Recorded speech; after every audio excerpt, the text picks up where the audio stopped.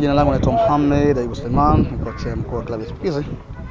Kwanza tumshukuru Allah kwamba tumerudi tena katika mazoezi baada ya session ya recovering ambayo tulifanya jana baada ya mechi ya Mlandege. Leo tumerudi katika mazoezi. Of course kulikuwa na light injuries kama tunavyojua kwamba tumekaribu siku 3. Maandalizi yako vizuri, ukiachilia mbali kuna baadhi ya wachezaji wanaumwa kidogo na maradhi ya tumbo, lakini almost nafikiria nearly 90% ya wachezaji walishiriki katika mazoezi na mazoezi yameenda vizuri. In fact tarajio letu kubwa ni kwamba nadhani wachezaji wameshaanza kupata ile hali ya kujiamini. Unajua mara nyingi unapofanya vibaya lakini ukapata ushindi kuna hali fulani ya kujiamini. Kwa hivyo naamini kwamba maandalizi tunayofanya na wachezaji ambao tayari morale yao imekuja juu, nafikiria tutafanya vizuri mechi hiyo. Mechi iliyopita tumshukuru Allah.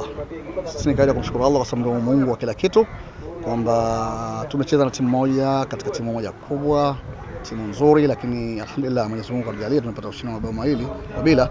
Nafikiria kama nilivyosema awali kwamba hii imerejesha morali ambayo klabu au wachezaji walikuwa hawana.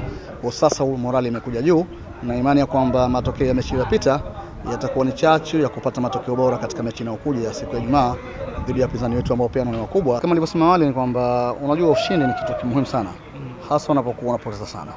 Mara yeye unajua tuna timu mpya, kwa hivyo hatujafanya vizuri so far, lazima nikiri hilo.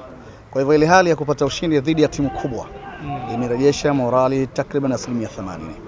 Sawa, mpira una matokeo mengine, draw, kufungwa, lakini na imani ya dhati kabisa kwamba ushindi wa mechi iliyopita umerejesha ile hali ya utimamu wa kiakili, lakini ile hali ya kujiamini kwa wachezaji wetu, na si wachezaji tu, hata wapenzi wetu ambao mara nyingi walikuwa wanasononeka, nadhani na wao wanaona kwamba njia kidogo